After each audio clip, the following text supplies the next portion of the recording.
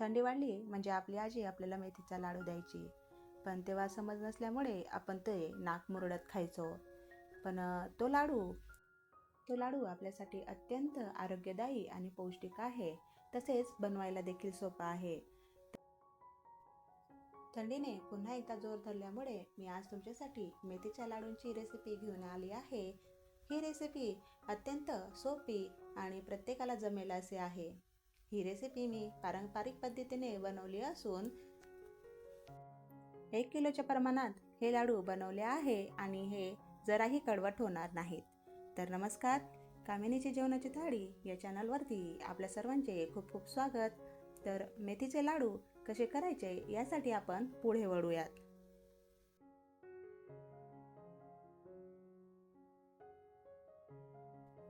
यासाठी लागणारे साहित्य मी डिस्क्रिप्शन बॉक्समध्ये दिलेले असून स्क्रीनवर देखील दिसत आहेत.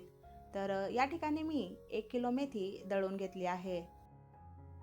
आता आपण बदाम, काजू व डिंक मिक्सरला फिरवून घेऊ आणि खोबरे, गूळ हे आपल्याला खिसून घ्यायचे आहे. या ठिकाणी मी सगळे जिन्नस बारीक करून घेतले आहे, तसेच खिसून घेतले आहे. डिंकाला बारीक करण्याचे कारण म्हणजे डिंका आपण जेव्हा तळू तर तो समप्रमाणात तळला जातो. डिंका मोठा असल्यास तो आतून कच्चा राहून बाहेरूनच तळला जातो. याकरिता ही टीप लक्षात ठेवा. आपण डिंक जेव्हा घेत असणार तर त्याला बारीक करून घ्या.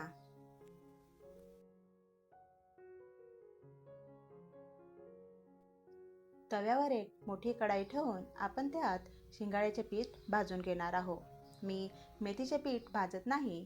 मेथीचे पीठ भाजल्यावर ते कडवट होते, याकरिता मी फक्त शिंगाड्याचे पीठ भाजून घेणार आहे.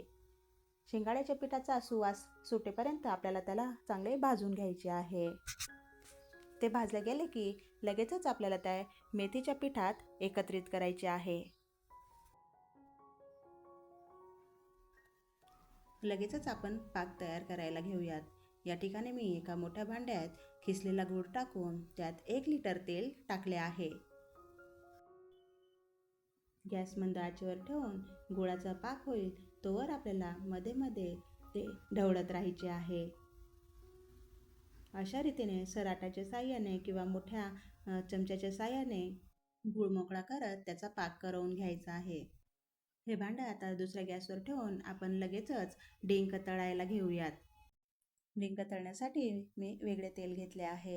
हे 1 लिटर तेलामध्ये समाविष्ट नाही. तर या ठिकाणी तेल व्यवस्थित गरम झाल्यावर आपल्याला डिंक थोडे थोडे घेऊन तळून घ्यायचे आहे. डिंक हे आलटत पालटत चांगले तळून घ्यायचे आहे, जेणेकरून ते आतपर्यंत तळला जाईल.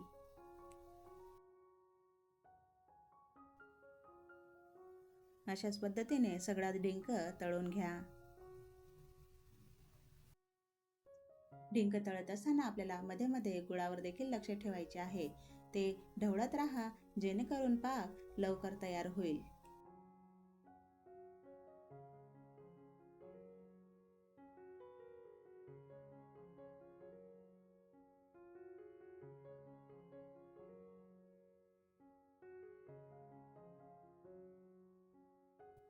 आता गुळाला 5 ते 7 मिनिटं झाले असून तो पूर्णपणे वितळण्यात आलेला आहे. त्याला 1 ते 2 मिनिटं ठेवून पूर्णपणे त्याची खळे वितळू द्या. अशा रीतीने आपला पाक आणि डिंक देखील तळून झालेला आहे. डिंक आपल्याला अशा पद्धतीने तळून घ्यायचा आहे की तो बोटांवर दाबल्यास चुरडला जाईल.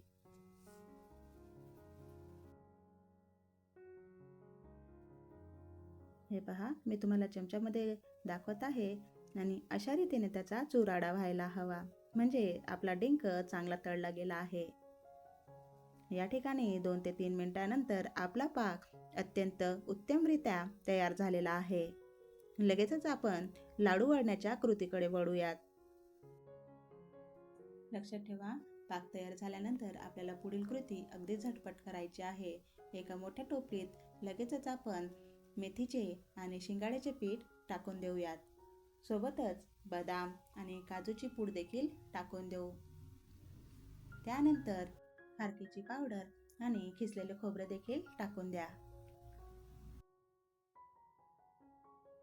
लगेचच हे सगळे जिन्नस पिठामध्ये व्यवस्थित एकत्रित करून घ्या.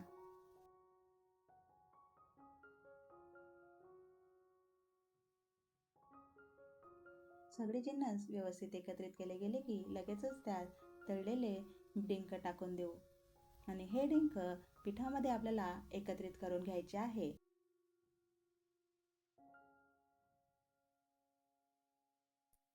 एकत्रित केल्या गेल्यानंतर डिंक हाताने चोरून व्यवस्थितरित्या सगळ्या पिठाला लावून घ्या.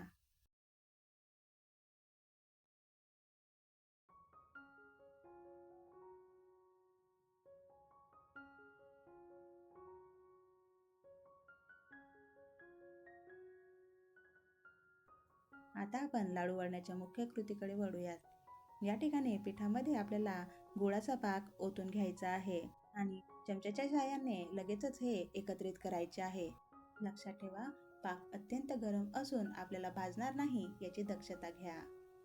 या ठिकाणी मी सराट्याच्या साहाय्याने ते पीठ व्यवस्थित एकत्रित करत आहे. लाडू वळण्यासाठी एक महत्त्वाची टीप म्हणजे आपल्याला हे लाडू मिश्रण गरम असतानाच लाडू वळून घ्यायचे आहेत. तर टीप अशी की आपण पाक ओतत असताना त्या पातेल्यात थोडे तेल राहू द्या, जेणेकरून आपले मिश्रण थोडे थंड झाले की ते तेल गरम करून आपण त्या मिश्रणात टाकू शकू. त्यामुळे आपले लाडू पटापट वळले जातील.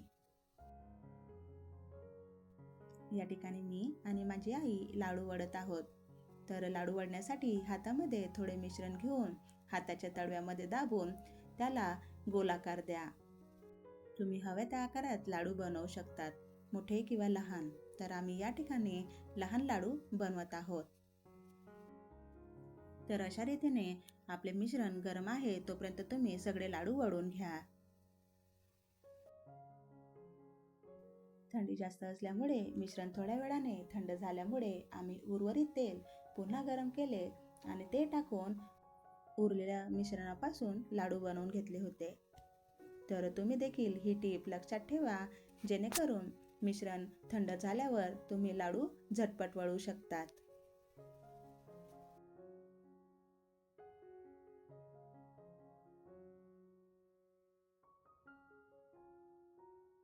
तर तुम्ही देखील 1 किलोच्या प्रमाणातील मेथीचे डिंक गुळाचे लाडू नक्की करून पहा आणि मला कमेंट बॉक्समध्ये कळवा.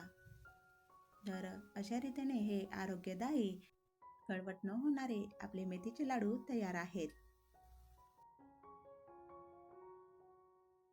तुम्ही देखील हे लाडू नक्की बनवा आणि आपल्या आरोग्याची काळजी घ्या. अशाच पद्धतीच्या विविध रेसिपी पाहण्यासाठी कामिनीची जेवणाची थाळी या चॅनलला लाईक करा, शेअर करा आणि सबस्क्राईब करा. धन्यवाद. मिळूया पुढील रेसिपीसोबत.